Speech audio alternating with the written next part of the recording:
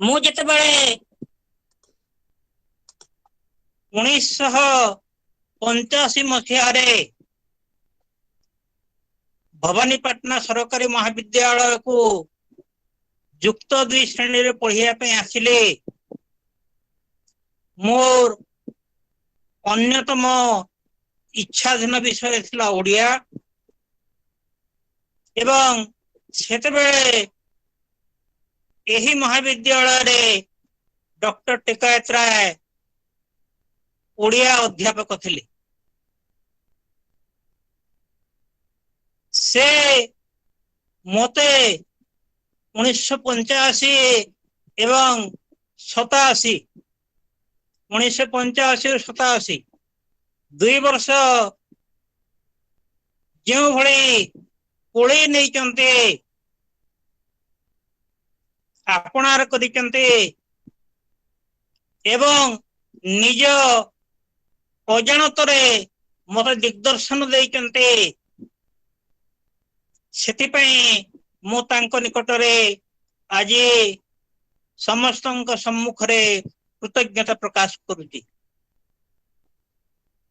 ମୁଁ ତ ଭାବେ ମୁଁ ଯଦି କୈଳାସ ସାରଙ୍କର ଛାତ୍ର ହେଇନଥାନ୍ତି, ତାହେଲେ ଆଜି ଏ ବିଶ୍ୱବିଦ୍ୟାଳୟର ଓଡ଼ିଆ ବିଭାଗର ମୁଖ୍ୟ ହେଇନଥାନ୍ତି। ହୁଏତ ଅନ୍ୟ କୌଣସି ବିଭାଗରେ ଜୀବିକା ଅର୍ଜନ କରୁଥାନ୍ତି। କୈଳାସ ସାରଙ୍କର ବ୍ୟକ୍ତିତ୍ୱର ବହୁତ ଦିଗ ରହିଛି। ତାଙ୍କ ବ୍ୟକ୍ତିତ୍ୱର ସବୁଠାରୁ ଆକର୍ଷଣୀୟ ଏବଂ ମହାନ ଦିଗଟି ହେଲା, ସେ ସମସ୍ତଙ୍କୁ ପଲକ ପାତରେ ଆପଣେଇ ପାରନ୍ତି, କୋଳେଇ ନେଇ ପାରନ୍ତି। ଆମେ ସେତେବେଳେ ଛାତ୍ର ଥିଲୁ, ଯେତେବେଳେ ଏ ମହାବିଦ୍ୟାଳୟରେ ଛାତ୍ର ବିଶୃଙ୍ଖଳା ଏକ ଚରମରେ ଥିଲା।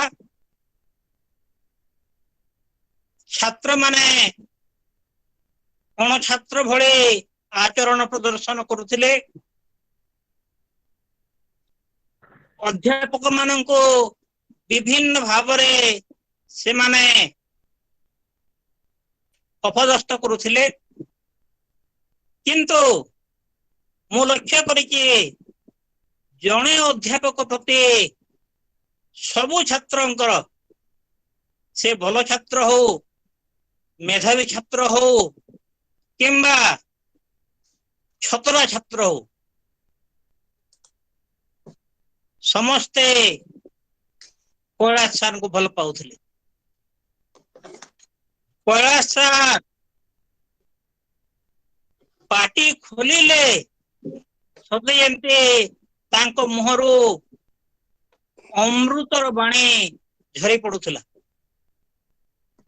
ସେ ଥିଲେ ଅତ୍ୟନ୍ତ ଛାତ୍ର ବତ୍ସଳ। ତାଙ୍କର କଥା କହିବା ଠାଣି ମୁଁ ସାରା ଜୀବନ ଭୁଲି ନାହିଁ। ଯୁକ୍ତ 2 ପରେ ମୁଁ ଅନ୍ୟ ମହାବିଦ୍ୟାଳୟକୁ ପଢିବା ପାଇଁ ଯାଇଛି, ବିଶ୍ୱବିଦ୍ୟାଳୟକୁ ପଢିବା ପାଇଁ ଯାଇଛି, ଅନେକ ଅଧ୍ୟାପକଙ୍କ ସଂସ୍ପର୍ଶରେ ଆସିଛି। କିନ୍ତୁ ତାଙ୍କ ପରି କୋମଳ ମଧୁର ବଚନ କହୁଥିବା ଦ୍ୱିତୀୟ ଅଧ୍ୟାପକ ମୁଁ ଭେଟି ନାହିଁ। ସାରଙ୍କୁ ମୁଁ ପୁଣି ଥରେ ମୋର ଭକ୍ତି ପ୍ରଣାମ ଜଣାଉଛି। ସେ ଆଜି ଏକ ଗୁରୁତ୍ୱପୂର୍ଣ୍ଣ ବିଷୟରେ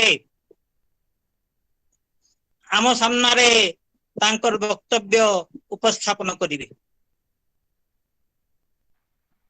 ଦ୍ୱିତୀୟ ପର୍ଯ୍ୟାୟରେ ମୁଁ ଯୋଗ ସମ୍ପର୍କରେ 2 ଧାଡି କହିବି।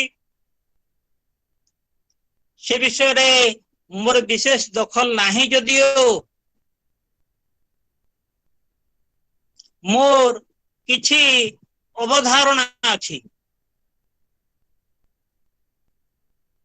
ଯୋଗର ଅନ୍ୟତମ ଅର୍ଥ ହେଲା मिलन बा ऐक्य आमे एभली गोटे समय बसवास करुचे जार घोर अभाव रही निज सहित निजर मिलन नाही निज सहित निजर ऐक्य नाही मोर ए परिप्रेक्षी मन पड़ुचंती विंश शताब्दी विशिष्ट भारतीय दार्शनिक जी कृष्णमूर्ति तांकर गोटे प्रसिद्ध वाक्य हला मनीष जेहेतु एकुटिया हो पारे नहीं तेणु से दुखी आधुनिक काल रे समस्ते कहते मनीष निसंग किंतु कृष्णमूर्ति तार उल्टा कथा कहते कृष्णमूर्ति कहते मनीष एकुटिया नुहे से जदि एकुटिया हो पारता गोटा पण एकुटिया हो पारता ताहेले चरम सुख लाभ करता से गोटे उदाहरण देइचंते तांकर कहिबार कथा हैला मनीष जो सत्ता बहुधा विभक्त मु जेतेबेले पाठ पढुचे संपूर्ण पाठरे निमग्न हो पारु नाही बही पढ़ला बेले बही उपरे मोर आखि अच्छी किंतु मन जे काकरा पिठा उपरे अच्छी से गोटे सुंदर उदाहरण देते स्वामी स्त्री भितर जितेबले सब बेले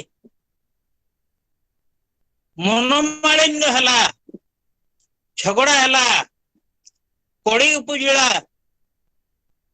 स्वामी जनक कौन कले स्वामी स्त्री ठारो किछि दिन अंतत निस्तार पाइबा गोटे शैल निवास को चली गले राति रे शुईले शैल निवास रो पूर्व दिगर जो दृश्य अत्यंत मनोरम जेते बेले आकाश रे खजेरा फाटिला पूर्व आकाश लाल रंग धारण कला से भद्र व्यक्ति थरिया को लगिले तांकर हृदस्पंदन बढ़िया को लगिला तांकर मन हैला पूर्व दिग्बल जो लाल रंग ठीक तांको स्त्री रागी गले तांको स्त्री मुह जमती नाली पड़ी जाए ठीक सेमती दृष्टि तांको स्त्री तांकर चेतना को धसई पशिले जो मनीषटी एकुटिया थिला वर्तमान से एकुटिया रही पारला नहीं तार ध्यान भग्न हैला मोर मतरे ध्यान एवं योग होची प्राय समार्थवाचक शब्द कैलाश सार आमको से विषय रे दिग्दर्शन देवे तांको सुनिया पई आपण माने समस्ते एठी एकत्रित होइचंती तेणु आ बहुमूल्य समय नष्ट न करे मो मोर वक्तव्य एठी समाप्त करूची एवं कैलाश सार को अनुरोध करूची से तांकर वक्तव्य उपस्थापन करन स्वागत करूची धन्यवाद Thank you, sir. Thank you so much, sir, for your wonderful and beautiful guest introduction. Really, we are honored and privileged to have such kind of great personality, the great soul, Dr. Kailash Chandra Tikayat Roy, sir, with us today. May I now invite Dr. Tikayat Roy, sir, for his kind deliberation. Sir, now the floor is over to you. It's over to you, sir, please. Thank you so much.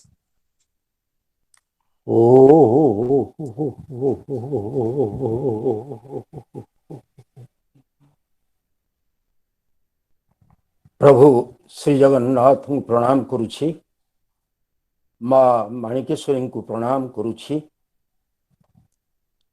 आज जो श्रद्धालु जो स्नेहास्पद श्रद्धास्पद माने एकाठी होइछंती ଯୋଗ କରୁଛନ୍ତି ସମସ୍ତଙ୍କୁ ଶ୍ରଦ୍ଧା शुभेच्छा प्रणाम जनाऊछि। जेबेठारु मनुष्य सभ्यतार विकास होइछि पृथ्वीर जेते जेते स्थान रे मनुष्य सभ्यतार विकास होइछि कलाहांडी से तालिकार अछि। कारण गोटे स्थान रे गोटे समय रे मनुष्य सभ्यतार विकास होई नथिला। पृथ्वीर बहु अंश रे हुए तो जीव जगतर विकास संगे संगे मनुष्य सभ्यतार विकास हैला बेले से तालिकारे कलाहांडीर ना अछि। तार प्रमाण हेउछि गुड़ाहांडी जेउठी एबे सेई प्राक सभ्यतार मानव सभ्यतार प्राक कालर एबे मध्य उदाहरण रहिछि। सेई पवित्र माटी आज सिना आमे कलाहांडी कोरापुट नवरंगपुर भाग भाग करी देखुछु किंतु सेई स्थान रे प्रथमे धान उत्पादन होता वैज्ञानिक माने स्वीकार करिसंती जोंथिपाई धानर बोटानिकल ना देइछंती ओराइजा साटाइबा। एई ओडिशा माटी रे एई कलाहांडी कोरापुटर माटी रे शस्य प्रथमे उत्पन्न होइथिला। सेई पवित्र माटी को प्रणाम करूछि एवं से माटीर प्रति मनीष मते जेतिकी भल पाइबा देइछंती वर्तमान अखिल तो से भल पाइबारु आउर किछि बाकी रखितिला आउरी किछि अजाड़ी देला। समस्तंकु श्रद्धा शुभेच्छा जनाऊछि। से माटी को आउ थरे प्रणाम करूछि। सेठी अजय मिश्रंकु परि बंधु मध्य अछंती आउरी अनेक अछंती जो माने मने पड़ती अजय भाई देखा हैथिला अल्प किछ दिन तळे भल लागिथिला जाईथिली कलाहांडी श्रद्धारे पिला माने डाकिथिले तांको सहित तांको पिला मानक सहित मिसिला बेले आपणार आपणार लागुथिला। से माटी बासुथिला से माटी से मनीष माने मध्य आपणार आपणार महक बिछुरी थिले। से कलाहांडीर आत्मीयता मते ऋणी करिछि एवं श्रद्धास्पद कुलपति श्रद्धेय संजय शतपथी से कलाहांडीर आगुरु थरे मु थिला बेले थिले। से माटी को से मध्य एमिति भल पाई जाइछन जे से निजे इच्छा करी सेठी जाइछंती कहिकी जाइछंती एवं सेठी जाई से पुणी सेवारे लागिछंती। तांको पाई तो ये गोटे सुजोग एवं से सुजोगर सद्व्यवहार करी मो पिला मानक सहित मो मनीष मानक सहित मोर सही भल पाइबा सहित आउ थरे से मते मिसिबार सुजोग देइछंती। तांकु तांकर समस्त आयोजक बंधु मानंकु आउ थरे कृतज्ञता जनाऊछि। एवं आजिर विषय को आसीबा। आजिर विषय जो अनुष्ठान आयोजन करुछि जो कार्यक्रमटी आयोजन करुछि सुंदर नाटी तार दिया है उत्तिष्ठत। ए उत्तिष्ठत अथर्व वेदर एक शब्द जो कहुला उत्तिष्ठत सं नह्यध्वम उदाराः केतुभिः सह इत्यादि इत्यादि सर्पा इतर जना रक्षांसी अमित्र से कहुला तुम उठ तुमको लड़े करने को पड़ो असुरत्व सहित देवत्वर प्रतिष्ठा करने को पड़ो। उपनिषद रे यही वाक्य को गुरु शिष्य को कही उत्तिष्ठत जाग्रत प्राप्य वरान निबोधत। यही कथाटी को विवेकानंद तांको जीवनर मंत्र भाव में ग्रहण करते जहाँ परवर्ती काल रे रामकृष्ण मिशन तांकर आदर्श भाव में ग्रहण करिसंती उत्तिष्ठत। कारण ये संसार रे जेते प्रकार जीव अछंती सेमानंकर एई उत्तिष्ठत अवस्था आवश्यक हुए नहीं। कारण सेमाने माया एवं प्रवृत्ति ये दुईटी द्वारा एपरि आबद्ध होई थांती जहांकर जेकोसी पुरुषार्थ बल से निवृत्त होबार शक्ति ईश्वर तांकु देई नांती। किंतु मनीष एपरि एक जीव जो कथा को मायाधर मान सिंह बापूजी कवितारे कही अनेक पिला पढ़ी थे सेतबेले सेटा थिला मध्य पाठ्यक्रम रे नर देह हीन मृतिका नुहे नारायण तार जीवन रस महाचेतनार अंश से एक विकास पाई कि शरीर बस सुंदर आपण चयन करिसंती विषयटी आत्म विकास पाई जोग। ये जो विकास शब्दटी से कहते महाचेतनार अंश से एक विकास पाई कि शरीर बस अर्थात आत्मा ये संसार रे सबु जगह अच्छी जो भगवान कहते भगवत गीतार ये मु सबु जगह अच्छी मु सर्वभूत समान भाव विद्यमान बोली से अर्जुन को कहते जे सर्वभूतानि ईश्वर सर्वभूतानि तिष्ठति अर्जुन जो कहते ईश्वर सबु भूतरे अच्छा सबु प्राणरे अच्छा किंतु मनीष शरीरटी एपरी एक क्षेत्र मनीष शरीरटी एपरी एक भूमि कर्षित भूमि जोठिकी थरे आत्मा रूपक बीजटी आसी पहुंची गले ताहा विकसित हुए जमिति आपण बांधिकी घरे बीजटीए रखिले धानटीए रखिले शस्यटीए रखिले 5 वर्षर भी से गजा हब नहीं अंकुरित हेब नहीं किंतु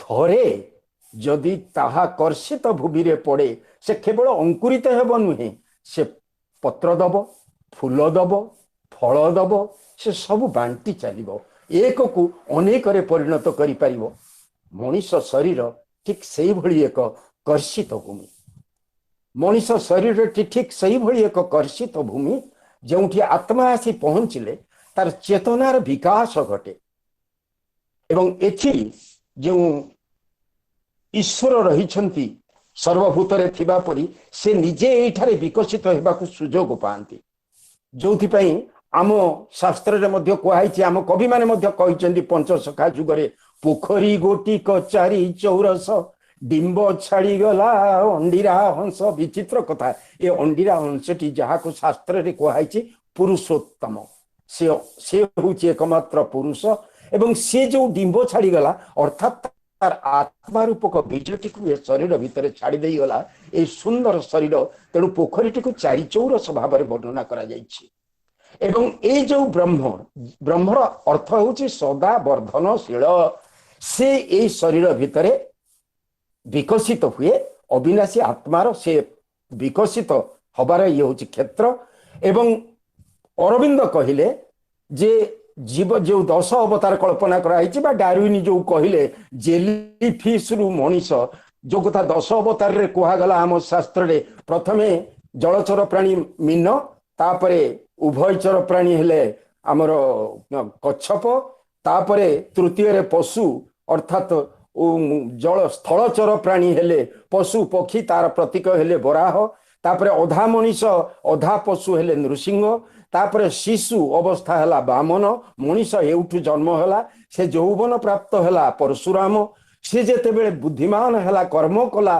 पुरुषार्थ से है राम जेते बेले से ज्ञानी हो गला अभिज्ञ हो गला से है बुद्ध जेते बेले से बलराम जेते वृत्ति कला पेट पोषिला कर्म कला से है बलराम तापरे वृद्ध है बुद्धिमान है से है बुद्ध तापरे कल्की है तार मृत्यु है जीवन विकास क्रम 10 अवतार भितर कहई अरविंद कहते जदि जेलीफिश रु पारुची मनीष मनीष कण ये से निश्चय देवत्व प्राप्त हम एवं तार परवर्ती होची अतिमानव अतिमानव स्तर बोली अरविंद मध्य एक कथा कहते एवं भक्त कवि मधुसूदन आकु ही कहते ऋषि प्राणे देवा अवतरण एवं प्रत्येक जड़ आउ जीवर गोटे स्वभाव अच्छी जमी पथरटा टाण तुला टिके नरम ईश्वर कहीं ना तुला नरम हेले वस्त्र तैयारी हो पारिबो पथर टाण हेले घर तैयारी हो पारिबो देख ईश्वर केड़े दयालु से आंबरे देइछंती किछ रस नड़िया भितर देइछंती पानी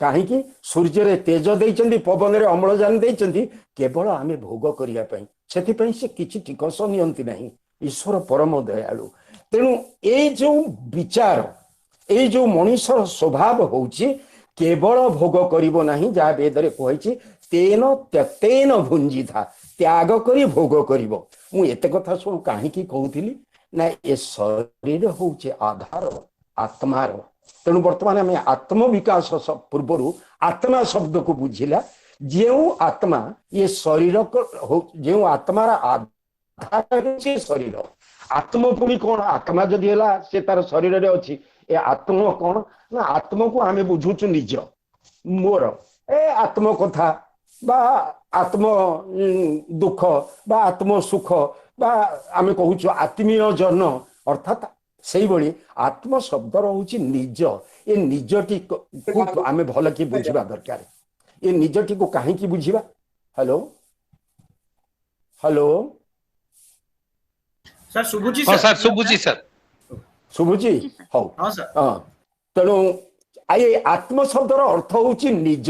ये निज शब्दटी बड़ गुरुत्वपूर्ण शब्द कारण ये शरीर मु नुहे, ये आखि कान नाक मु नुहे, ये बंधु बांधव सांग सुख मु नुहे एवं ये कार्य जहाँ मु करूची मु नुहे अर्थात मोर कार्य मोर बंधु मोर घर मोर संसार अर्थात निजर एटी। तेणु मु एक स्वतंत्र कर्ता एवं ये समग्र संसार से मु सहित संपृक्त मात्र।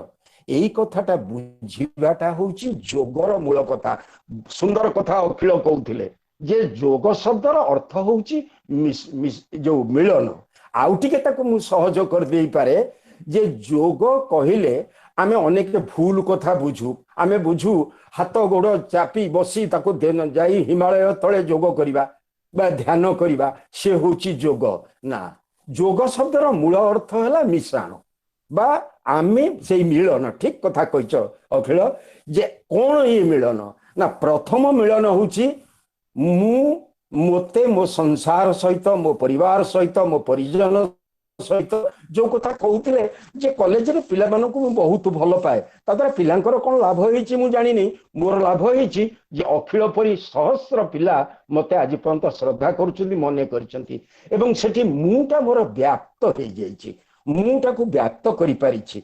एवं ए मु को बुझिले जेतेबेले आमे बुझिबा आत्म कौन सेतेबेले बुझीजिबा ये संसार सहित आमर गोटे संपर्क अच्छी गोटे संबंध अच्छी एवं यही संबंध को जी बुझी से विकसित होईछि। जेमिति गांधी को कथा जो कथा मैं आरंभ करी कहते मानसिंह जे नरदेहहीन मृतिका नुहे नारायण तार जीवन रस।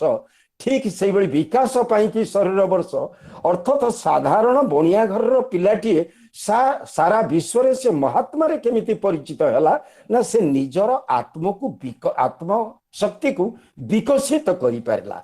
एवं यही भली भाव रे प्रत्येक वस्तुर जो स्वभाव रही मनीष भितर थिबा ये ब्रह्म बा ये प्राण शक्तिर गोटे स्वभाव अच्छी से स्वभावटी होची विकसित हेबा किंतु आमे ताको भूली जाइचु। आमे ताको मु भितरे बांधी देइचु। मुर दीटा रूप अछि गोटे होची अहंकारी रूप आ गोटे होची सो अहम रूप बा समग्र जगत को मु बोली विचार करिबा। जने कवि थिले आपण माने समस्त तांको ना सुनिचंती गंगाधर मेहर तांकर गोटे भक्ति कविता अछि सेते गोटे सुंदर कथा शेषर से कहउचंती मुकार मातर मोर नुहे बोली कहिबाकू नाही बल से मुकार मातर कहिबाकू नाही बाट दुरु श्रीचरणे अर्पण करुछि घेनता विश्व सम्राट।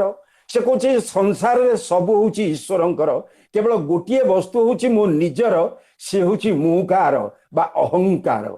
ये मुकार को जी व्याप्त कर दिए ये परिसर को जी बढ़ई दिए जे ईश्वर को समर्पण कर दिए ताहा ही जोग।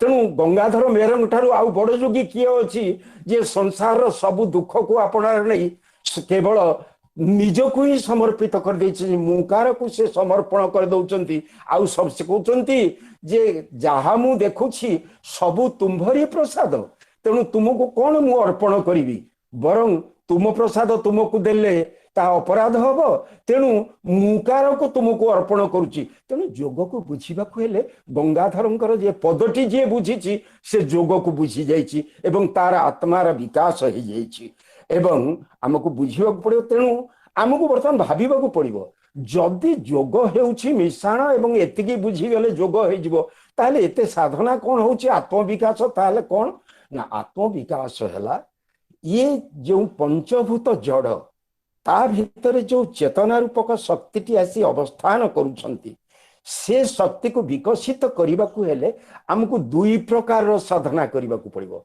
गोटे हूँ शरीर साधना आउ गोटे हूँ मनर साधना। मनर साधना कहीं ना शरीर रे जो इंद्रिय माने अछंती से इंद्रिय माने सब ज्ञान आहरण करती। एटा ठंडा एटा गरम এইটা পীড়াদায়ক, এইটা কଣ୍ଟା, এইটা ফুল, এইটা কোমଳ, এইটা ଭଲ, এইটা ମନ୍ଦ, ଇଏ ଜ୍ଞାନ ସବୁ ବିଚାର କରନ୍ତି ଇନ୍ଦ୍ରିୟ ମାନେ। ଆଖି, ନାକ, କାନ, ଚର୍ମ, ଜିହ୍ବା, ଏମାନେ এইটা ମଧୁର, এইটা ତିକ୍ତ, ସବୁ ସେମାନେ ବିଚାର କରନ୍ତି। ଏଇ ଇନ୍ଦ୍ରିୟ ମାନେ ଅର୍ଜନ କରୁଥିବା ଜ୍ଞାନକୁ ବୁଦ୍ଧି ପାଖରେ ପହଞ୍ଚନ୍ତି। ବୁଦ୍ଧି କଣ କରେ, ତାକୁ ପରଖି ଦିଏ। ପରୀକ୍ଷି ଦେଇକି ସେ କଣ କରେ, ସେ ବୁଦ୍ଧି ଟିକେ ଦୁଷ୍ଟାମି କରେ ସବୁବେଳେ। ସେ ଉଭୟକୁ ମନ ପାଖକୁ ପଠେଇ ଦିଏ।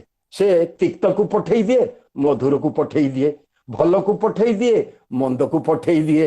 ସେତେବେଳେ ମନର ଦାୟିତ୍ୱ ହଉଛି ସେ ନିଷ୍ପତ୍ତି ଦବ କେଉଁଟିକୁ ଗ୍ରହଣ କରିବ। ଏଇ ନିଷ୍ପତ୍ତି ନବା ପାଇଁ ହେଲେ ଯେଉଁ ସାଧନା ଦରକାର, ତାକୁ ଆମେ ଶାସ୍ତ୍ରରେ କହିଛୁ ଇନ୍ଦ୍ରିୟକୁ ଆୟତ୍ତ କରିବା ବା ଅଧୀନ କରିବା। ଇନ୍ଦ୍ରିୟ ମାନେ ଅଧୀନ କିପରି ହେବେ ନା, ବୁଦ୍ଧି ଯେଉଁ ଜ୍ଞାନଟିକୁ ନେଇ ମନ ପାଖରେ ପହଞ୍ଚେଇଲା, ମନ ତା ଭିତରୁ ବାଛିଦେବ ଭଲ କୋଉଟା, ମନ୍ଦ କୋଉଟା, ଉପଯୋଗୀ କୋଉଟା, ଅନୁପଯୋଗୀ କୋଉଟା, ବାଛି ଦେଇକି ସେ ଆତ୍ମା ପାଖକୁ ପଠେଇଲେ ଆତ୍ମା ତାକୁ ଭୋଗ କରିବ। ଆତ୍ମା କିନ୍ତୁ ହଉଛି ନିର୍ବିକାର, ନିର୍ବିକଳ୍ପ, ସେ ନିଷ୍ପତ୍ତି ନିଏ ନାହିଁ, କିନ୍ତୁ କଷ୍ଟ ପାଏ କିମ୍ବା ଆନନ୍ଦ ପାଏ। ବଡ଼ ବିଚିତ୍ର ସେ ଶକ୍ତିଟି, ଆତ୍ମଶକ୍ତି। ମନ ଯେତେବେଳେ ଭୁଲ କରେ, ସେତେବେଳେ ଆତ୍ମା ପାଖରେ ଯେ ଫଳଟି ପହଞ୍ଚେ, ସେଥିରେ ସେ କଷ୍ଟ ପାଏ। ଏବଂ ମନ ଯେତେବେଳେ ଭଲ କାମ କରେ, ଉପଯୁକ୍ତ କାମ କରେ, ଉପଯୋଗୀ କାମ କରେ, ସେ ତାକୁ ଆତ୍ମା ପାଖରେ ଯେତେବେଳେ ପହଞ୍ଚେଇ ଦିଏ, ସେତେବେଳେ ଆତ୍ମା ଖୁସି ହୁଏ, ଆନନ୍ଦ ପାଏ। ତେଣୁ ଆମକୁ ଶରୀର ସାଧନା କରିବାକୁ ପଡ଼ିବ, ଇନ୍ଦ୍ରିୟ ମାନଙ୍କୁ ଆୟତ୍ତ କରିବାକୁ ପଡ଼ିବ। ବୁଦ୍ଧି ଆଣୁଥିବା ଜ୍ଞାନକୁ, ଇନ୍ଦ୍ରିୟ ଠାରୁ ଯୋଉ ଜ୍ଞାନକୁ ବୁଦ୍ଧି ଆଣୁଛି, ତାକୁ ଆମେ ଯେତେବେଳେ ନିର୍ଦ୍ଦିଷ୍ଟ ଭାବରେ ମନ ପାଖରେ ପହଞ୍ଚେଇବା, ମନକୁ ବାଧ୍ୟ କରିବା ବାଛିବା ପାଇଁ, ଭଲଟାକୁ ଗ୍ରହଣ କରିବ, ମନ୍ଦକୁ ଗ୍ରହଣ କରିପାରିବ। ଏବଂ ଏଇ ଯୋଉ ପ୍ରକ୍ରିୟାର ନାଁ ହଉଛି ଯୋଗ। ଏଥିରେ ଶରୀର ଅଛି, ଏଥିରେ ମନ ଅଛି, ଏଥିରେ ବୁଦ୍ଧିର କାମ ଅଛି, ଏଥିରେ ଜ୍ଞାନର କାମ ଅଛି। ଏ ସବୁକୁ ଯୋଗ କୁହାଯାଏ। ଏବଂ ଭଗବତ ଗୀତାରେ ତ ବଡ଼ ସୁନ୍ଦର ଭାବରେ ଏକଥା କହିଛନ୍ତି ଭଗବାନ କୃଷ୍ଣ। ସେ ଅର୍ଜୁନକୁ ବୁଝଉଛନ୍ତି, ତପସ୍ୱୀଭ୍ୟୋ ଅଧିକ ଯୋଗୀ ଜ୍ଞାନୀଭ୍ୟୋ ଅପି ମତ ଅଧିକ କର୍ମୀଭ୍ୟଶ୍ଚ ଅଧିକ ଯୋଗୀ ତସ୍ମାତ୍ ଯୋଗୀ ଭବାର୍ଜୁନ। ସେ କହୁଛନ୍ତି, ତୁ ଗେରୁଆ ପିନ୍ଧି ସଂସାର ଛାଡ଼ି ଜଙ୍ଗଲକୁ ପଳେଇବା ଦରକାର ନାହିଁ। ତୁ ଏଇଠି ରହିବୁ, ରାଜଭୋଗ କରିବୁ। କାହିଁକି ନା ତପସ୍ୟା ଯେଉଁମାନେ କରୁଛନ୍ତି ଯୋଗୀ ତାଠାରୁ ମଧ୍ୟ ଅଧିକ, ଯେଉଁମାନେ ଜ୍ଞାନ ବହୁତ ଅର୍ଜନ କରିଛନ୍ତି ଯୋଗୀ ତାଠାରୁ ମଧ୍ୟ ଅଧିକ, ଯିଏ ଯେତେ କର୍ମ କରୁଛି ଯୋଗୀ ତାଠାରୁ ଅଧିକ। ଏବଂ ସେଇଭଳି ଯୋଗୀ ତତେ ହେବାକୁ ପଡ଼ିବ, କାରଣ ସେ ଆଗରୁ କହିସାରିଛନ୍ତି ଯେ ତୁ ଯଦି ଯୋଗ କରି ଯଦି ଇଏ ଯୁଦ୍ଧ ଜିଣିବାକୁ ଚାହୁଁଛୁ, ତାହେଲେ ତତେ ଯୋଗସ୍ଥ କୁରୁ କର୍ମାଣି ସଙ୍ଗମ ତ୍ୟକ୍ତ୍ୱା ଧନଞ୍ଜୟ। କିଏ ଆପଣା ପର ବିଚାର ନ କରିକି ତୁ ଯୋଗସ୍ଥ ହେଇକି କର୍ମ କରିଯା ବୋଲି କହୁଛନ୍ତି। ଯୋଗ ଶବ୍ଦ, କାରଣ 18 ଯାକ ଅଧ୍ୟାୟରେ ଯୋଗ ଶବ୍ଦର ବ୍ୟବହାର କରାଯାଇଛି। ଭଗବତ ଗୀତାରେ ମୁଖ୍ୟ ଯୋଗରୁ ଆରମ୍ଭ କରାଯାଇଛି, ବିଷାଦ ଯୋଗରେ ତାକୁ ବିଷାଦ ଯୋଗରୁ ଆରମ୍ଭ କରାଯାଇଛି, ମୁଖ୍ୟ ଯୋଗରେ ଶେଷ କରାଯାଇଛି। ତେଣୁ ଏ ଜୀବନ ବିଷାଦରୁ ଆରମ୍ଭ ହେଲେ ମଧ୍ୟ ବିଭିନ୍ନ କର୍ମ, କର୍ମ ସନ୍ନ୍ୟାସ, ଜ୍ଞାନ ଇତ୍ୟାଦି, ଭକ୍ତି, ବିଶ୍ୱରୂପ ଦର୍ଶନ ଇତ୍ୟାଦି ଇତ୍ୟାଦି ଯୋଗ ମାଧ୍ୟମ ଦେଇକି ଶେଷରେ ଯାଇକି ମୋକ୍ଷରେ ଜୀବନ ପହଞ୍ଚିବ।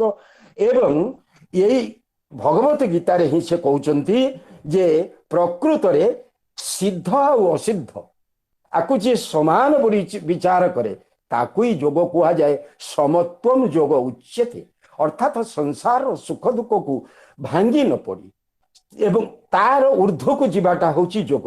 ବିଚିତ୍ର କଥା, ଆପଣ ଦେଖନ୍ତୁ, ଯୋଗ କେଡ଼େ ସହଜ କାମ। ଯୋଗ ଆଦୌ ଅଣ୍ଟା ପିଠି ଭାଙ୍ଗି ବ୍ୟାୟାମ କରିବା କାମ ନୁହେଁ।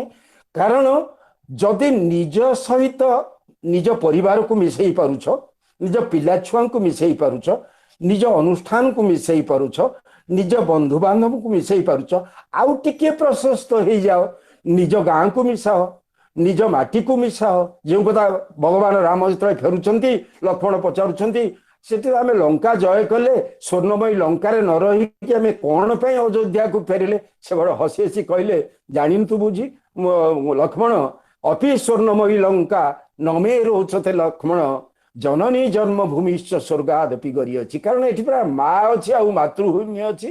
ତେଣୁ ନିଜକୁ ମା ସହିତ मातृभूमि सहित माटी सहित आकाश सहित जल सहित पवन सहित जे मिलई दे परिबो ताहा ही जोग।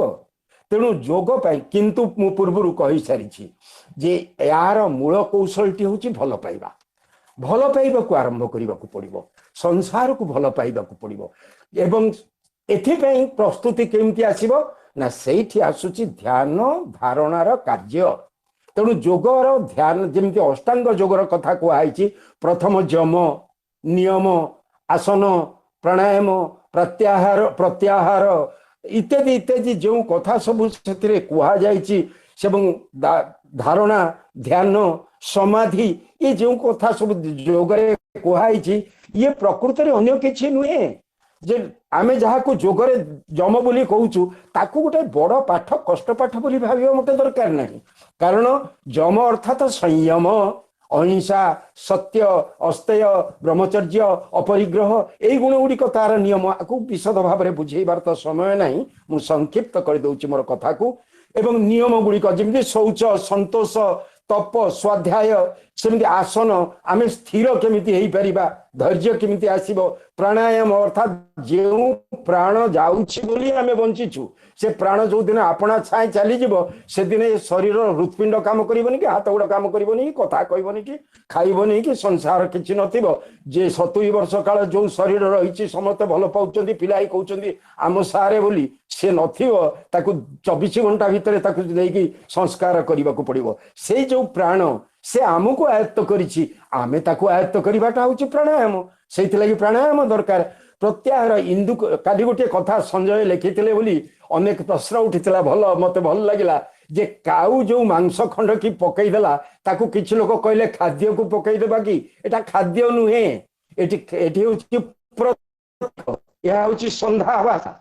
एवं संधा भाषा अर्थात प्रतीकात्मक भाव में कवि एठारे कहउचंती से मांस खंड कहउछि आम लोभर प्रतीक, आम स्वार्थर प्रतीक, आम जाबुड़ी धरिबार मोहर प्रतीक। आम केमिति ये संसार सहित जबरदस्त जाबुड़ी होइकि रहिछु, निर्मोह मुक्त भाव में विमुक्त भाव में रहिबाटा प्रवृत्ति निवृत्ति की जीवाटा होछि से मांस खंड को त्याग करिबा तार से प्रत्याहार। इंद्रिय सुखरु विमुखता होछि तार प्रत्याहार। एवं धारणा आम भीतर गोटे स्थिर ज्ञान रहिबा उचित, ध्यान आम स्थिर विचार रहिबा उचित, समाधि अर्थात शेष में आम एपरी एक अवस्था पहुंचीबा जेतेबेले आम अविचलित अवस्था को चली जाई परिबा। तेणु मनीषर जो योगशास्त्र आमको दि जाइए ये योगशास्त्र को एक कठिन शास्त्र भाव में ग्रहण करिवार आदौ आवश्यकता नहीं। कारण चाणक्य मध्य जेतेबेले कहिले जे सुखस्य मूल धर्म, धर्मस्य मूल अर्थ, अर्थस्य मूल राज्य एवं राज्यस्य मूल इंद्रिय जय। गोटे विचित्र कथा देखंतु, अर्थशास्त्र कथा राजनीतिर कथा सेथिरे किंतु इंद्रिय जयर कथा कुहा जाउची। कारण जेउ मनीष इंद्रिय जय करि पार नहीं से राजा हो पारिबो नहीं कि राज्य शासन रे हाकिमुटीए भी हो पारिबो नहीं, हेले ताहाकू आमे अयोग्य बोली कहबो बोली चाणक्य से काल रे कहिसंती। चाणक्य एठी कहिनान तू सबुदिन योग करिकी आगे प्राणायाम कर सारले सेटिकी जीवु ना, प्राणायाम तो अपना छाई हबो ताहा ही योग जे तुमे अर्थ उपार्जन करने को पड़िबो।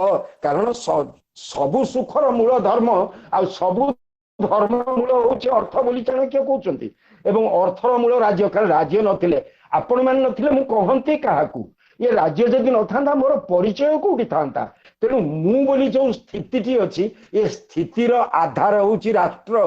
तेणु राष्ट्र को मध्य आमको मुख्य स्थान देवा पड़ो, किंतु ये राष्ट्र को भोग करने को हेले प्रथम इंद्रिय जय करने को पड़ो। एक कथा देख चाणक्य अर्थशास्त्र कहउचंती। तेणु मन होछि आमर बंधु, से मन को जदि आम बंधुर भाव में रखी पारिबा जो भगवान बुद्ध कहते मन पुब्बंगम धम्मा मन सेठा मनमया मनसा च प्रसन्नेन भासती बा करोति बा ततोएन सुखम अन्वेति छाया व अन्न पाइनी। जमिति मन जदि प्रसन्न हब, मन होछि सब कथार मूल, ताले मन जदि प्रसन्न हब गछ को जमिति छाई केबे छाड़े नहीं, ता छाई अंधार रे मध्य ता छाई ता पाखरे थाए, सेई भली भाव में सुख ए मनीष पाखे थाए। एवं जदि मन प्रदूषित हम दुख ता पछरे गोड़े से कहते ଚକବା ବହତ ପଦ ଯେମିତି ବଳଦ ଗାଡିକି ଟାଣିଲା ବେଳେ ସେ ପାଦ ପଛରେ ଗୋଡାଏ ଚକ ସେଇଭଳି ଆମ ମନ ଯଦି ପ୍ରଦୂଷିତ ହବ ତାହେଲେ ଆମକୁ ଦୁଃଖ ଗୋଡେଇବ। ତେଣୁ ଆମେ ଅଶୁଦ୍ଧ ବୁଦ୍ଧି ଯଦି ମନକୁ କରିବା ତାହେଲେ ଆତ୍ମାର ବିକାଶ ନ ହୋଇ ବିନାଶ ହବ, ଦୁଃଖ ହବ। ବିନାଶ ଅର୍ଥାତ କେବଳ ମୃତ୍ୟୁ ନୁହେଁ। ତେଣୁ ବୁଦ୍ଧିକୁ ଶୁଦ୍ଧ କରିବାର ନାଁ ହଉଛି ଯୋଗ। ଶୁଦ୍ଧ ବୁଦ୍ଧି ମନକୁ ଶୁଦ୍ଧ କଲେ ଆତ୍ମାର ବିକାଶ ହୁଏ। ତେଣୁ ଆପଣମାନେ ଯେଉଁଠି ଯେଉଁ କାର୍ଯ୍ୟ କରୁଛନ୍ତି, ଏଇ କଥାରେ ମୁଁ ସାରିଦେବି କଥାଟିକୁ, ଯେଉଁଠି ଆମେ ଯେଉଁ କାମ କରୁଛୁ ତାକୁ ନିଷ୍ଠାର ସହିତ କରିବା, ଧ୍ୟାନର ସହିତ କରିବା, ଆରମ୍ଭରୁ ଶେଷ ପର୍ଯ୍ୟନ୍ତ ସେଥିରେ ନିଜକୁ ସାମିଲ କରିବା, ଯାହାକୁ କୁହାଯାଇଛି ଚିତ୍ତ ବୃତ୍ତି ନିରୋଧ ବୋଲି ପତଞ୍ଜଳି କହୁଛନ୍ତି। ଅର୍ଥାତ ଚିତ୍ତ ପ୍ରବୃତ୍ତିର ଆସକ୍ତ ହେଇ ସେ ଏଣେ ତେଣେ ବାଟ ଭାଙ୍ଗିଯାଏ। ତାକୁ ଯଦି ନିରୋଧ କରିବା, ନିରୋଧ ଅର୍ଥାତ ବନ୍ଦ କରିବା ନୁହେଁ, ନିୟନ୍ତ୍ରଣ କରିପାରିବା, ତାହେଲେ ଆମେ ଯୋଗୀ ହେଇପାରିବା। ସେ ଯେ କଥା ଭଗବାନ କହିଥିଲେ, ତସ୍ମାତ୍ ଯୋଗୀ ଭବାର୍ଜୁନ, ଯୁଦ୍ଧରେ ସବୁ ଯୁଦ୍ଧରେ ଆମେ ଜୟ କରିପାରିବା। ତେଣୁ ଏବଂ ଏଇ କର୍ମ କଲା ବେଳେ ବହୁ ପ୍ରକାରର ପ୍ରତିବନ୍ଧକ ଆସିବ। ସେଥିପାଇଁ ଶାସ୍ତ୍ରରେ କୁହାଯାଇଛି ନିନ୍ଦନ୍ତୁ ନୀତି ନିପୁଣା ଯଦି ବା ସ୍ତୁବନ୍ତୁ ଲକ୍ଷ୍ମୀ ସମାବିଶତୁ ଗଚ୍ଛତୁ ବା ଯଥେଷ୍ଟମ୍ ଅଦୈବ ବା ମରଣସ୍ତୁ ଯୁଗାନ୍ତରେ ବା ନ୍ୟାଧ୍ୟାପୀଠ ପ୍ରବିଚଳନ୍ତି ନ ଧୀରା। ଲକ୍ଷ୍ମୀ ଆସନ୍ତୁ ବା ଛାଡ଼ି ପଳାନ୍ତୁ, କିଏ ନିନ୍ଦା କରୁ ବା କିଏ ମତେ ପ୍ରଶଂସା କରୁ, ଏବଂ ମତେ ମରଣ ଆଜି ଆସୁ ବା ଯେବେ ଆସୁଛି ଆସୁ, କିନ୍ତୁ ଧୈର୍ଯ୍ୟହୀନ ହବା ନାହିଁ, ସ୍ଥିର ରହିବା। ତାହା ହିଁ ଧର୍ମ ପଥରୁ ବିଚଳିତ ନହବାଟା ହଉଛି ପ୍ରକୃତରେ ଯୋଗ। ଏଥିପାଇଁ ସହଜ ଉପାୟ ହଉଛି କଣ ନା, ଭଲ ପାଇବାକୁ ହବ। ନିଜକୁ ଭଲ ପାଅ, ନିଜ ଆତ୍ମାକୁ ଭଲ ପାଅ, ନିଜ ପରିବାରକୁ ଭଲ ପାଅ, ନିଜ ପରିଜନକୁ ଭଲ ପାଅ, ନିଜ ଗାଁକୁ ଭଲ ପାଅ, ନିଜ ରାଜ୍ୟକୁ ଭଲ ପାଅ, ନିଜ ରାଷ୍ଟ୍ରକୁ ଭଲ ପାଅ, ନିଜ ବିଶ୍ୱକୁ ଭଲ ପାଅ, ଈଶ୍ୱରଙ୍କୁ ଭଲ ପାଅ, ମାଟି ପାଣି ପବନ ବୃକ୍ଷ ଜଳ ସବୁ ଉପାଦାନକୁ ଭଲ ପାଅ, ଏବଂ ପାରିବ ଯଦି ଶତ୍ରୁକୁ ବି ଭଲ ପାଅ। ଯେମିତି ପ୍ରଭୁ ଯେତେବେଳେ ଆସିଛନ୍ତି ରାବଣକୁ ଆସିଛନ୍ତି ମାରିବାକୁ ନୁହେଁ ଉଦ୍ଧାର କରିବାକୁ, କଂସକୁ ଆସିଛନ୍ତି ମାରିବାକୁ ନୁହେଁ ଉଦ୍ଧାର କରିବାକୁ, ସେମିତି ଯିଏ ଶତ୍ରୁତା କରୁଛି ବୁଦ୍ଧଙ୍କ ପରି ତା ମୁଣ୍ଡରେ ମଧ୍ୟ ହାତ ରଖି ତାକୁ ଆଶୀର୍ବାଦ କର। ଏବଂ ନିଜେ ନିଜ ଆତ୍ମାର ଥରେ ବନ୍ଧୁ ହେଇଗଲେ ଆତ୍ମବିକାଶ ଆପଣା ଛାଏଁ ହବ। ତାକୁ ଅନ୍ୟ କୌଣସି ସାର ଦିଆଯାଇ ପାରିବ ନାହିଁ, କିମ୍ବା ତାଲିକା କରି କାମ କରାଯାଇ ପାରିବ ନାହିଁ। ତାଲିକା କରି କାମ କଲେ ବେଳେ ବେଳେ ତାଲିକା ଭ୍ରଷ୍ଟ ହବ, ଭୁଲିଯିବ, କୋଉଟା ମନେ ପଡିବ କୋଉଟା ମନେ ପଡିବ ନାହିଁ। ସବୁଠାରୁ ଭଲ ହଉଛି ଥରେ ଭଲ ପାଇବାକୁ ଆରମ୍ଭ କର, ନିଜ ଠାରୁ ବିଶ୍ୱ ପର୍ଯ୍ୟନ୍ତ ଈଶ୍ୱରଙ୍କ ପର୍ଯ୍ୟନ୍ତ ମଝିରେ ଯେତେ ଅଛନ୍ତି ସମସ୍ତଙ୍କୁ ଭଲ ପାଇବାକୁ ଆରମ୍ଭ କର। ତାପରେ ଦେଖିବ ଆପଣା ଛାଇଁ ଯୋଗୀ ହେଇଯାଇଛ। ସେଇଭଳି ଯୋଗୀ ହେଲା ବୋଲି ସେ ବିଶ୍ୱରୂପ ଦର୍ଶନ କରିଥିଲା ଅର୍ଜୁନ, ସେଇଭଳି ଯୋଗୀ ହେଲା ବୋଲି ସେ ଯୁଦ୍ଧରେ ଜୟ କରିଥିଲା। ଏବଂ ସେଇଥିଲାଗି ସମସ୍ତେ ଯୋଗୀ ହେଇଯାଅ, ଜୀବନ ଏକ ଯୁଦ୍ଧ ଏବଂ ଏଥିରେ ଜୟ ନିଶ୍ଚିତ। ଆପଣମାନେ ସମସ୍ତେ ମୋତେ ଧୈର୍ଯ୍ୟର ସହିତ ଏତେ ସମୟ ଶୁଣିଥିବାରୁ ମୁଁ ବା କ'ଣ କହିଲି, କେବଳ ଭଲ ପାଇବାର କଥା କହିଛି। ମୋତେ ଟିକେ ଭଲ ପାଅ, ସେତିକି ମାଗୁଛି। ଅଶେଷ ଅଶେଷ ଧନ୍ୟବାଦ, କୃତଜ୍ଞତା ଜଣାଉଛି। Thank you so much, sir. Thank you so much, sir. Sir, am I audible? Am I audible, sir? हाँ शुभुची शुभुची, बहुत सुंदर Thank you भाव so much, शुभुची। sir. Thank you so much, sir, for such enlightening and thought-provoking session. It's really highly motivational, sir, and it's really difficult to summarize all points, insights, wisdom you have shared with us today. Sir, in a very short span of time, you have highlighted many key points on essence of yoga in our daily life, which connect our eternal consciousness with our true self, the divine within ourselves, as our sense give us the knowledge of the external things by directing our consciousness outward. In the same way, if we can direct our consciousness inward and rise into the inner consciousness, we can know the things of the higher worlds, which is the integral yoga of Sri Aurobindo Ghosh that you have highlighted. Sir, extensively and very beautifully you have focused on many examples, many ideas for supporting your arguments.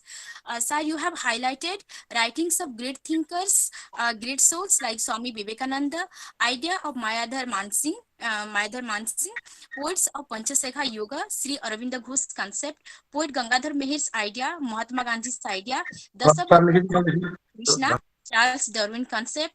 Lord Sri Krishna's advice to Arjuna to perform karma yoga. Mythology from Ramayana, Mahabharata, idea of Arthashastra by Chanakya, Lord Buddha's idea, and many more. Sir, really today you made us to understand the real meaning of yoga, which means not only I rather than we, which is connecting the whole, which is greater than anything. We have to take an entire turn in our consciousness and go beyond the limitation of our physical sense. Then only we can have the true knowledge of this world and the worlds beyond, and that practice is called yoga. And also, sir, you mentioned love is the great weapon to overcome all difficulties, all adversities, all sorrows, pain, and grief of this world.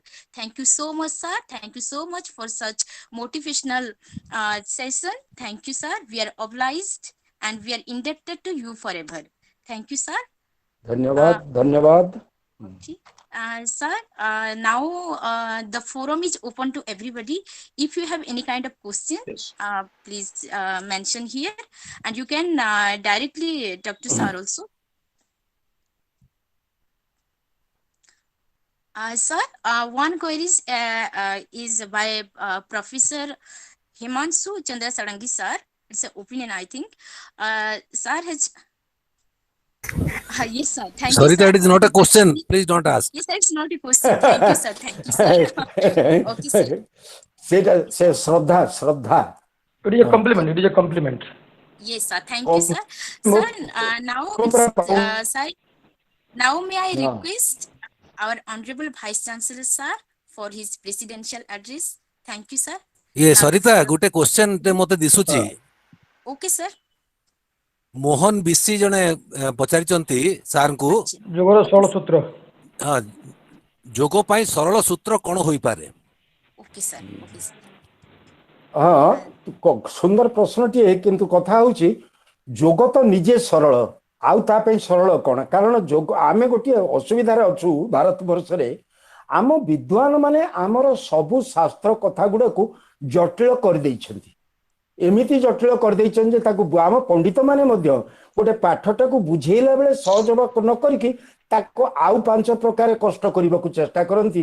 गोटिए cow को एक बायस कहबार जो फकीर मोहन लिखिथिले सेही अवस्था रे. तेणु जोग गोटिए कथा सर्वुठारु सरल सूत्र होउची प्रतिदिन सकाळु उठ एवं प्रकृत रे गोटे ओंकार हेउ बा अल्लाह हो बा ईश्वर हो बा जहा को तुम कि मन पकड़ुची किछि मन न पड़ले निज माँ को निज बापा को मन पकई प्रणाम टिए करी माटी को प्रणाम टिए कर दियो. जोठी शोइच सेठी से खट तळु को हाथ बढ़ई कि मुंडिया मारी दियो.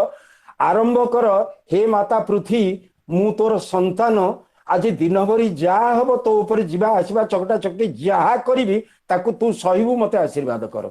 सेउठु नम्रतार आरंभ हम ये तो सरल जीवन. तापर आसिल दिन भरी चेष्टा कर गोटे काम करने हठात कहीं जड़े कि कहूँ ताकू गोटे मुहूर्त अपेक्षा करी भाविबा को आरंभ कर तो मु शुणा को चाहूँगी. कारण आमर बेले बेले कौन हुए कि अनेक कथा को शुणा आगु आम प्रतिक्रिया प्रकाश कर देऊ कि व्यस्त हो उठू. व्यस्त हबार आपत्ति ना मझे मध्य झगड़ा करने उचित.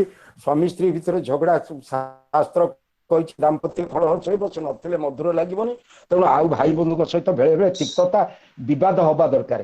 किंतु मुहूर्तक भितर जदि तुम हसी दे पारुच ताहले देखिबो तमे जोगी हे जाइछ. या ठारू सरल उपाय मते किछि जणा नाही. मु आज पर्यंत से जो पिला माने कहउतिले मते पिला माने भल पांती कारण पिलांकु जतबेले तांको दुष्टामी देखे प्रबल गाली दिए एवं ठीक ता पर मुहूर्त ता पछाड़े मो ता पिठी मो हाथटा थाए कारण मु पूरा ताको मूलतः भल पाए. तेणु भल पाइबा होची जोगर मूल मंत्र एवं सेइथि पई पिलाए मते भी भल पांती. तेणु बाप पुओ को भी गाली दबो किंतु भल पाइबारे गाली दबो. माँ झील को भी आकट करिवो किंतु भल पाइबारे आकट करिवो. ताहले जोग तो सेउठु आरंभ हैला. तापरे समय मिलिले आमे जोग तत्व विषय रे पढ़िबा. जोगर सबुठारु सरल उपाय होची निजकू एवं निज परिवेश को भल पाइबा. या ठारु सरल उपाय आ जोगर किछि नाही. Thank you, sir. Thank you so much. Now may I request our Honorable Vice Chancellor, sir, for his presidential address. Sir, it's over to you. Thank you. धन्यवाद सरिता. एते सुंदर सुंदर कथा बारंबार बारंबार मु जो कथा मूलर कही आसी जे भगवान जेते माटी गढ़ी सबुठु उर्वरा माटी होउची मनीष मस्तिष्कर माटी सेठी भल बिहन पड़िले भल गछ उठिब जदि ठीक बिहन पड़िब नाही बा कंटा गछर बिहन पड़िब ताले कंटा गछ उठिब तेणु जो भल बिहन सब पड़िला से निश्चित भाव में हसिबा पाई भल पाइबा पाई आगेइबा पाई हमको साहाय्य करियो तेबे आजिर ए परिप्रेक्षी रे मुझे ब्राह्म मुहूर्त रे भाबिली आज जे कोन कुआडे जीवो आज दिनटा आउ टिके सर कोन कहिबे ए जो कहिबार शब्दर मंजी केते भावसिक्त हेकिरी कहार मनोभूमि रे पड़िबो से कथा भाबिला बेलकू मु ए जिनस पाइली गोटे जिनस पढ़ी ताको पिला दिनर कथा कह जाय पाबो जदि भाबिया को जीवी ताहले बापा गोटे कथा कहिथिले बाघर फाग को डर आ रोगर जोग को डर तेणु से समय रे जोग कौन प्राणायाम कौन से एते कथा बुझी नथिली जेतेबेले 7 वर्ष बयस रे कांधरे पैता पकई दिया गला आउ से दिन प्रथमे कहा गला जे आज ठू तू प्रतिदिन गीता पढ़िबू गीता उच्चारण करिबू पढ़ी पढ़ी पढ़ी पढ़ी जेते आगो को गला बेलू से प्रथम श्लोक रे जेमिति अटकी जाउची पुणी फेरी आसुची एरा कोन ना धर्म क्षेत्र कुरुक्षेत्र मोर 5टी आंगुठी विशिष्ट हाथ मोर मन आउ विवेक सेठी गोटे काम करने को चाहिला बेलू गोटे भल काम विशेष करी करने को चाहिला बेलू आगरे अनेक प्रतिबंधक किंतु ताकू टपिक आगु को जीवा पड़ो ये मोर 7 वर्ष बयसर कथा आउ टिके बड़ है बेलू जेतेबेले 8म 9म श्रेणी पढ़िला बेलू गोटे तर्क प्रतियोगिता रे कहिबा को पड़िला खोजा खोजी कला बेलू कहा कथा मिलला ना गडनायक कथा खूब अल्प पाठ पढ़ी कि से लोक मन जो विच्छुरित होइथिला शब्दमाला सेटा कोन अपथे मुजीबी कर पछे मते तिरस्कार अपथे मुजीबी कर पछे मते तिरस्कार नई पथे अछि जेते जहा सबु करिबी मुतार आविष्कार मथापति नेबी मान अपमान बुकु पाति नेबी झंझा तोफान मथापति नेबी मान अपमान बुकु पाति नेबी झंझा तोफान समय आसीबो जेउ दिन तुमे जाची देव मते पुरस्कार अपथे मुजीबी कर पछे मते तिरस्कार तापरे सॉक्रेटिस को पढ़िबा हो आमर अनेक साधु संतों को पढ़िबा हो सेठी सबुटी दिछिला पथ 3 गोटे पथ गोटे विपथ आ गोटेला अपथ तेणु आम क्या बाछिबा सेटा होची कथा जोगर पथ होची अपथ जोठी शत्रु को भी भल पाइबा को पड़िबो निज भितर दुईटा शब्द को जड़े दबा को पड़िबो गोटे हैला श्रद्धा गोटे हैला सबुरी बा धैर्य धैर्य धरिकी श्रद्धाशील होइकिरी आगु को बढ़िले अनेक लोक को असह लगी पारे किंतु समयर स्रोत आम आगु को जीवा को बाध्य तेणु दीटा कथा एठी रहिला जे जिज्ञासु पचारुचंती मनीष जीवन को अलंकृत करुथिबा देवता किए ज्ञानी उत्तर दौचंती हृदय आउ जिह्वा पुणी प्रश्न मनीष को पतित करुथिबा दुईटी असुर किए ना हृदय आउ जिह्वा ए दुईटीर उपयोग कोठी केमिति सेटा आमे चिंता करिबा मधुर संभाषण और कुसंस्कार युक्त आचरण जिह्वा और हृदयर सोची अनुदान जदि पुणी कटु वचन कहवा हृदय कुच्छाजात हब ताहले मनीष नरक समान परिस्थिति को सृष्टि करिबो आ गोटे छोटिया कथा कहिकरी मो सारिबी एक विशाल प्रस्थ सार बुद्धंक कथा कहउतिले मो मन को मध्य बुद्ध जी उठिले मो मन भितरे विशाल पथर खंड देखिक शिष्य पचारुचंती बुद्ध को भगवान ए प्रस्तर खंड उपरे कहार शासन संभव बुद्ध अति शांत भाव हसिकी उत्तर दौरान हसिकी लुहा लुहा ए पथर को भांगी खंड खंड कर दिए जिज्ञासार संतोषजनक उत्तर है तापरे ताले लौह ठारू कौन कौन सी वस्तु श्रेष्ठतर नुहे कहीं नुहे अग्नि जी लौहर अहं को द्रवीभूत करके द्रव्यर रूप दिए अग्निर प्रचंड उत्ताप सम्मुखें किसी करिपारंती कि जल तार उत्ताप को शीतल कर दिए जल सहित लड़िबा को कार शक्ति अच्छी प्रतिवर्ष बन्या अतिवृष्टि जोगु जनधनर अपार क्षति हुए सेमिति कहीं भावुच वर्ष यही संसार एक रु एक बड़ी शक्तिशाली अछंती किछि धन जन आसन को लेकिरी कहीं जदि निजको शक्तिशाली बोली भावे से असंजोगरे अच्छी अजोगरे अच्छी वायुर प्रवाह जलधार दिग परिवर्तन कर दिए संसार प्रत्येक प्राणी वायुर महत्व जानती वायु बिना जीवनर महत्व कौन यदि वायु ही जीवन ताहले ताठारु महत्वपूर्ण वस्तु कौन अच्छी आज शेष शब्द जड़े सन्थ जी मोर जन्म पूर्वर मो सांगे संपर्कित जन्म पूर्वर स्वप्न रे मो पिता को मोर नाम मिलता से कहले अरे संजय मनुष्यर सबुठु बड़ बंधु किए कहलु मुझे किए ना पवन जो पवन जीवासीवा करुची से जदि जीवासिया न करिवो एति पचार दे पुणी अटकिले कहले अच्छा पवन टा बाहर करी गला पुणी भीतर को आसिला निश्वास प्रश्वास चलीला जो बाहर को गला और भीतर को पुणी आसिला से मझिरे गोटे छोटिया समय से समयर ना कौन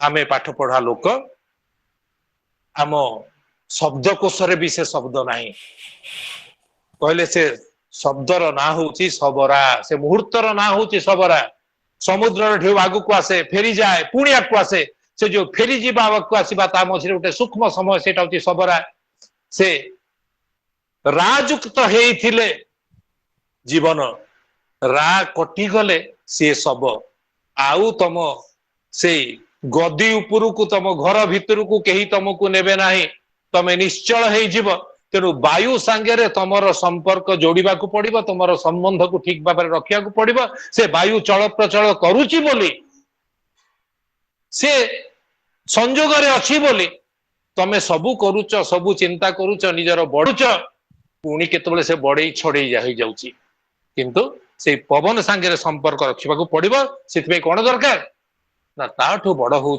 मनुष्यर संकल्प शक्ति जहा द्वारा वायु बसता स्वीकार करे तेणु समस्तंकर संकल्प भल पाइबारे भरा हो श्रद्धारे भरा हो धैर्यशील हो ताहले वर्तमान रो जो असमय से असमय रे जणे आउ जण को टाणिकी धरिबो एटा हुची डंगा उलटिबा बेल जदि साथे साथ न रहिबा ताहले समस्ते बुड़ी जीवार संभावना अच्छी तेणु श्रद्धारे भल पाइबारे धैर्यर सहित आमे आगु को आगेबा सार को मोर कोटि कोटि प्रणाम सबु बेले कोठी झुंटी पड़िले दुईटा कथा अच्छी बो नले माँ बोली डाकिबो नहले संजय से जेते बेले हो 24x7 टिका सार को फोन करियो सार एंती हेला कोन करिया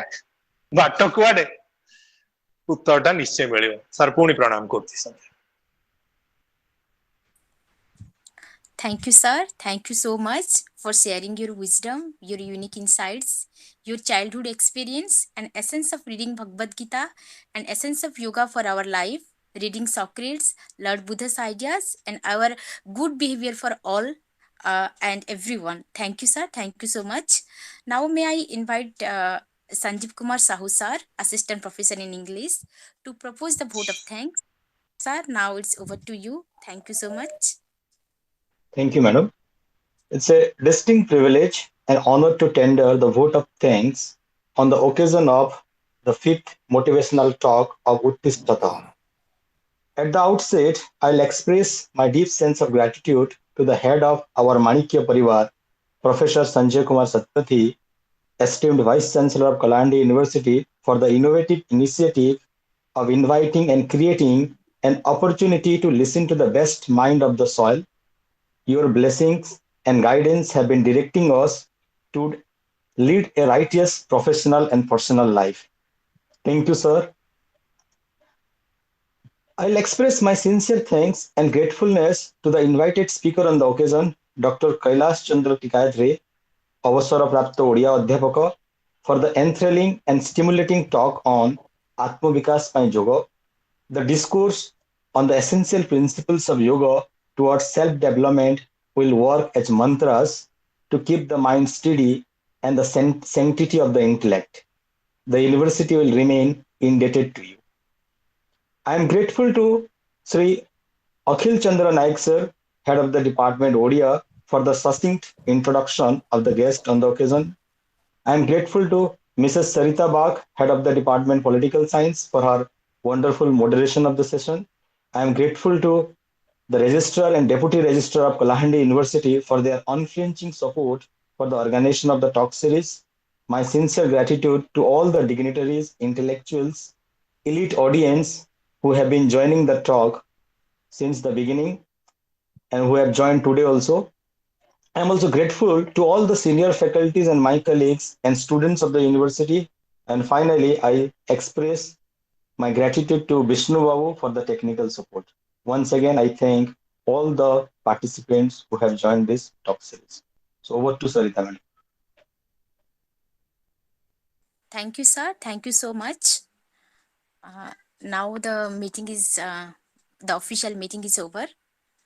Now may I request Jaideep Sahu sir to handle this session. Thank you, sir. Thank you, Sarita, and thank you, Sanjeev sir, for a beautiful moderation and a vote of thanks.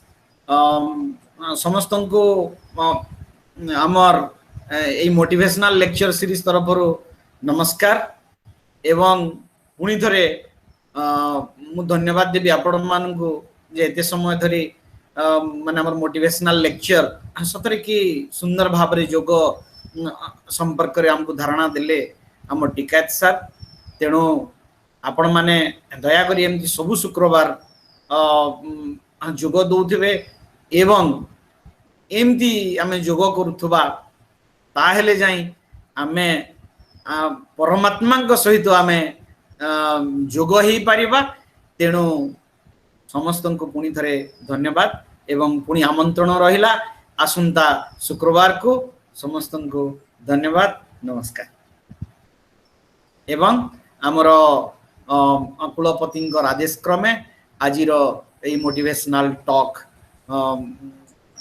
आज एतिकी शेष होला धन्यवाद समस्त।